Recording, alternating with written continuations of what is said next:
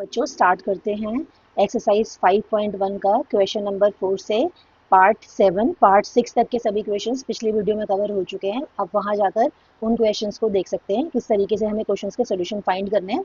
अब स्टार्ट करते हैं पार्ट 7।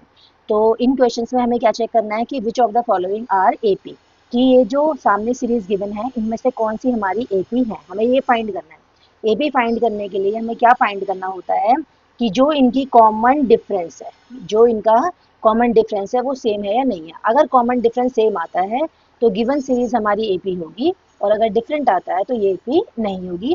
तो कैसे लिखना है, सबसे पहले a1, ये वैल्यू हमारी a1 की है 0, a2 हमारा -4 है, a3 हमारा -8 है और a4 हमारा -12 है। तो इस तरीके से हम निकालेंगे पहले a2 minus a1, after that we will find a3 minus a2, then a4 minus a3, and a2 minus a1 which is -4 minus 0 equals to -4, then -8 minus minus plus 4 equals to again -4, then -12 plus 8, क्योंकि -8 है ये आपके minus sign से plus हो जाएगा which is equals to -4। तो हम यहाँ देख रहे हैं कि सब जगह वैल्यू हमारी सेम आ रही है, इसका मतलब कॉमन डिफरेंस हमारा सेम आ रहा है। तो क्या हो जाएगा, ये हमारी AP, it is an A P, ये हमारी एपी हो गई है। अब हमें नेक्स्ट 3 टर्म्स फाइंड करनी है। तो देखो बच्चों ध्यान रखना है आपको, नेक्स्ट 3 टर्म जैसे 4 तक हमारे पास है तो हमें 5 फाइंड करना है, आफ्टर दैट 6 फाइंड करना है और उसके बाद 7। तो 5 के लिए हमें 4 की जरूरत पड़ेगी, 6 के लिए हमें 5 की जरूरत पड़ेगी और 7 के लिए हमें 6 की, और इन सब में ऐड होगा आपका कॉमन डिफरेंस। इसे आप ध्यान रखना, इस तरीके से फाइंड करेंगे। तो A4 क्या था हमारा -12 प्लस डी कितना आया हमारा -4, सॉल्व करेंगे तो वैल्यू बनेगी हमारी -12 प्लस -4 हो जाएगा तो -16। अगेन सॉल्व करेंगे, यहाँ पर A5 आया हमारा -16 प्लस डी की वैल्यू -4, सॉल्व करेंगे तो ये आएगा हमारा -20, क्योंकि यहाँ पे प्लस माइनस माइनस हो जाएगा। अगेन A6 लिखेंगे तो -20 प्लस डी की वैल्यू -4, वैल्यू बनेगी -24। तो इस तरीके से जो हमारी नेक्स्ट 3 टर्म्स थी वो आई हमारी -16, -20 और -24।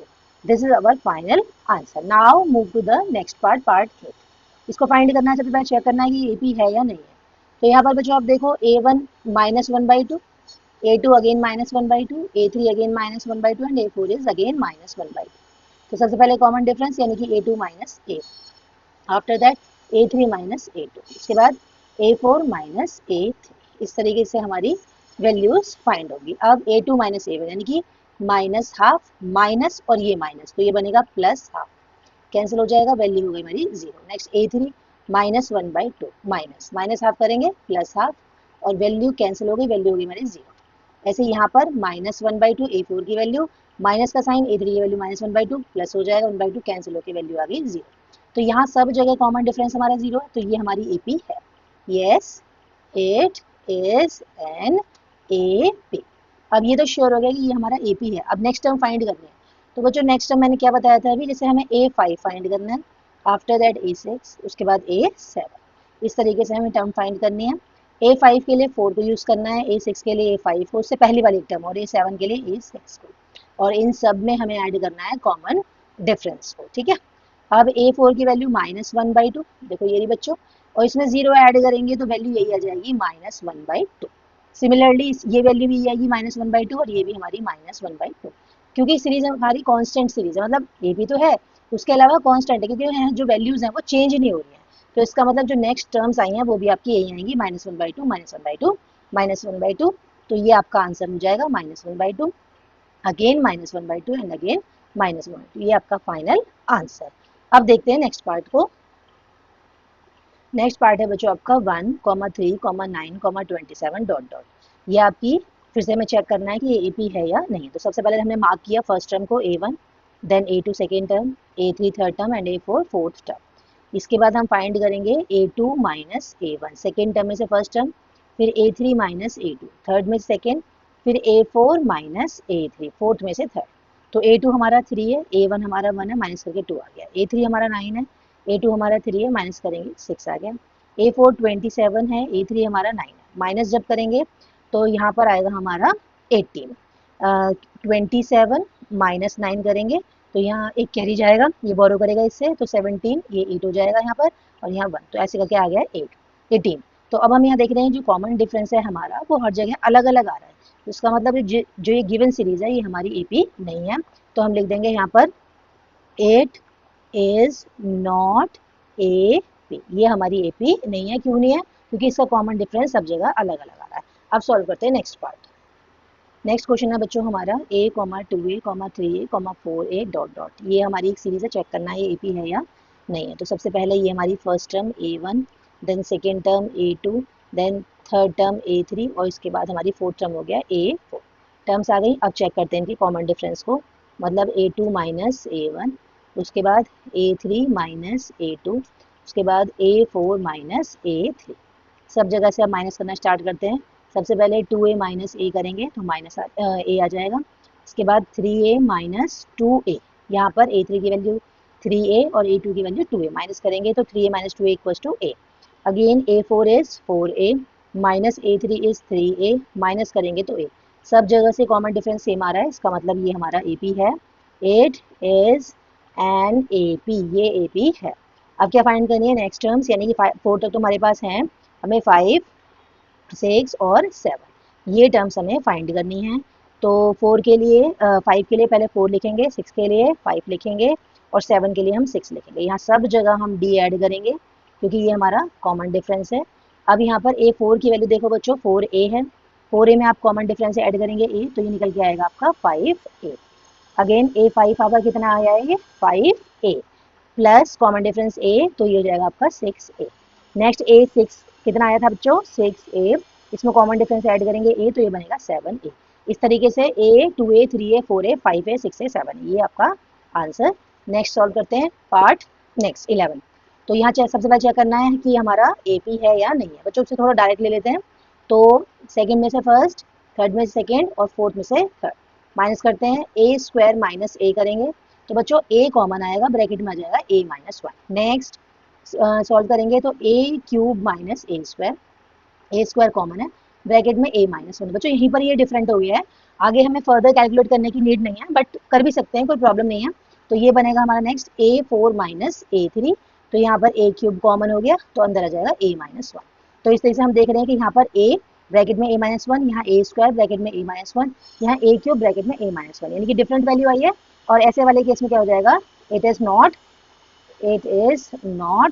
एन AP, ये AP है ही नहीं, तो हम फर्दर कैलकुलेशन भी नहीं करेंगे। अब सॉल्व करते हैं नेक्स्ट पार्ट। बच्चों ये क्वेश्चन बोर्ड एग्जाम्स के लिए बहुत इंपॉर्टेंट क्वेश्चन है। इसको सॉल्व करने का तरीका है अपना एक, वो आपको फॉलो करना है। जैसे अंडर रूट 2 इरेशनल नंबर है, ये हमने चैप्टर नंबर 1 में भी देखा था।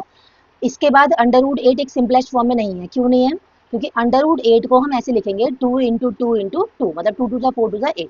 यहाँ पर 2 ने पेयर बनाया तो बाहर निकल आएगा 2, और ये एक 2 अंदर आ जाएगा 2√2, मतलब इसकी सिंपलेस्ट फॉर्म बनी 2√2।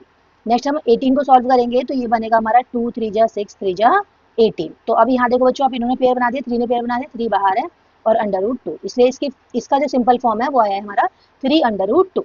नेक्स्ट हम जब 32 को इसी तरीके से सॉल्व करेंगे, तो 4 4 जा 16, 2 जा 32।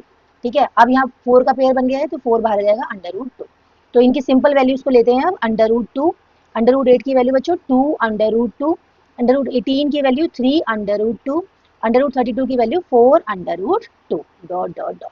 सबसे पहले चेक करना है AP है या नहीं है, यानी कि 2 अंडर रूट 2 में से माइनस करेंगे √2 को, तो ये आ जाएगा हमारा ओनली 1√2। 1√2 नहीं लिखेंगे, तो इसका मतलब इसे क्या लिखना है? Only √2। Next 3 under root 2 minus करेंगे 2√2, ये कितना आएगा? 1√2 मतलब √2। Next 4 under root 2 minus 3 under root 2, कितना जाएगा बच्चों? ओनली √2, यानी कि इसमें से इसको माइनस कर दिया, इस वाले टर्म में से इसको माइनस करा है, और इसमें से इसको। तो सब जगह से हमारा कॉमन डिफरेंस कैसा आ रहा है? सेम निकल के आ रहा है। तो ये हमारा 8 इज एन AP, ये हमारा AP है। एक तो बच्चों ये हो गया। अब देखो यहाँ पर, यहाँ √2, यहाँ 2√2, यहाँ 3√2, यहाँ 4√2, ये अब जो नेक्स्ट टर्म आएगी वो 5√2, 6√2, 7√2, इस तरीके से आनी है। ये आप डायरेक्ट भी लिख सकते हैं, लेकिन सॉल्यूशन कैसे लिखना है?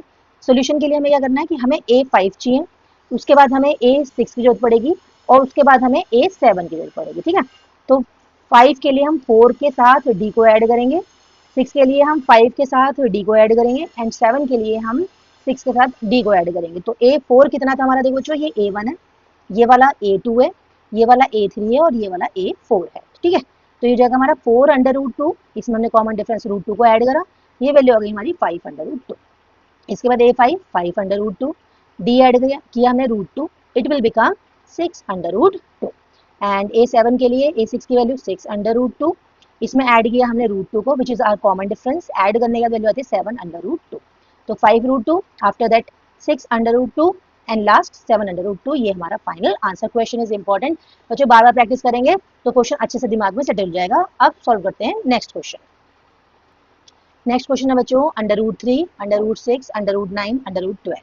अब इसे हमें चेक करना है कि ये AP है या नहीं है। तो कैसे चेक करेंगे? चेक करने के लिए सबसे पहले चेक कर लेते हैं ये सभी सिंपलेस्ट फॉर्म में है या नहीं है। तो √3 है, √6 को फर्दर सॉल्व नहीं कर सकते कि √6 बनेगा 2 × 3, ना 2 बाहर आएगा ना 3 बाहर आएगा, इसलिए √6 ही रहेगा।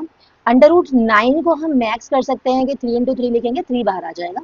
और √12 को 2 3 जा 6, 3 जा 2 जा 12, ठीक है, 2 3 जा 6 और 6 2 जा 12, तो पेयर बन गया 2 का, तो 2/√3। तो वैल्यूज चेक कर लेते हैं, √3 आ जाएगा, ये एज इट इज √6, ये वाला बना 3 और ये वाला बना हमारा 2/√3। कॉमन डिफरेंस निकाल लेते हैं A2 में से A1 को, क्योंकि ये हमारा A1 है, ये हमारा A2 है, A3 and this is A4। तो A2 माइनस A1 मतलब √6 माइनस √3। इसकी फर्दर कोई कैलकुलेशन नहीं होगी बच्चों, कहीं आप गलती से लिख दो कि 6 में से 3 को माइनस कर लो, 3 आ जाएगा, √3 आएगा, नो, ये एज इट इज रहेगा, यानी कि स्टॉप है यहाँ पर √6 माइनस √3। नेक्स्ट हम सॉल्व करेंगे A3 minus A2, A3 is 3 और A2 इज √6। ये फर्दर कैलकुलेट नहीं होगा, एज इट इज रहेगा। दोनों वैल्यू कैसी आई हैं? डिफरेंट, दोनों वैल्यूज हमारी अलग अलग, इसका मतलब ये AP नहीं है। 8 इज नॉट AP, ये AP नहीं है, ठीक है। अब सॉल्व करते हैं नेक्स्ट पार्ट। बच्चों नेक्स्ट पार्ट है हमारा 1 square, 3 square, 5 square, 7 square dot dot. तो हम निकालेंगे सबसे पहले common difference, means A2 minus A1, after that A3 minus A2, after that A4 minus A3। A2 is 3 square minus 1 square, which is equals to 9 minus 1 equals to 8. After that 5 square minus 3 square, which is 25 minus 9 equals to 16. After that यहीं पर stop है, question पर लिख दिया है तो चलो calculate कर लेते हैं। 7 square minus 5 square, 7 square is 49, 5 square is 25, minus करेंगे तो 9 माइनस 5 4 आ गया और यहाँ 12। ये सारी वैल्यूज अलग अलग आ रही हैं, तो ये हमारा AP नहीं है। 8 इज नॉट AP, ये AP नहीं है। AP नहीं है तो फर्दर कोई कैलकुलेशन भी नहीं करेंगे। अब सॉल्व करते हैं नेक्स्ट पार्ट को। बच्चों ये क्वेश्चन नंबर 4 का लास्ट पार्ट है, इसके बाद इस टाइप के सभी क्वेश्चंस कंप्लीट हो जाएंगे। अगली एक्सरसाइज को मैं अगली वीडियो में सॉल्व करूंगी, तो आप उसे वहां पर चेक करना।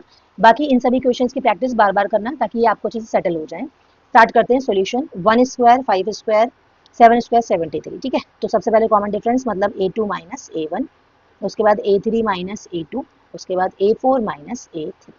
A2 क्या है हमारा बच्चों? यहाँ पर A2 है हमारा 5 स्क्वायर और minus 1 square, means 25 minus 1 which is equal to 24। Again A3 is, this is A1, this is A2 and this is A3 and this is A4. A3 is 7 square and A2 is 5 square, 7 square is 49, 5 square is 25, minus करेंगे 24 and last में हमारा आ रहा है यहाँ पर A4 which is 73 minus A3 is 7 square, 73 minus 49, 7 का square कितना होता है 49। अब 73 में से 49 को माइनस करते हैं तो यहाँ ये 13 हो जाएगा, 13 माइनस 9 करेंगे 4 आएगा, यहाँ पर ये 6 हो जाएगा और 1 2, तो ये आ गया 24। सब जगह से हमारा कॉमन डिफरेंस सेम आ रहा है, तो ये क्या हो गया हमारा? Yes, it is N AP, ये AP है। अब नेक्स्ट A5 निकालना है, फिर A6 और लास्ट A7, ठीक है। तो कैसे फाइंड करेंगे? A5 हो गया हमारा A4, A4 plus D. After that A5 plus D and last A6 plus D. A4 is this 73 plus 24 which is 7 or 9.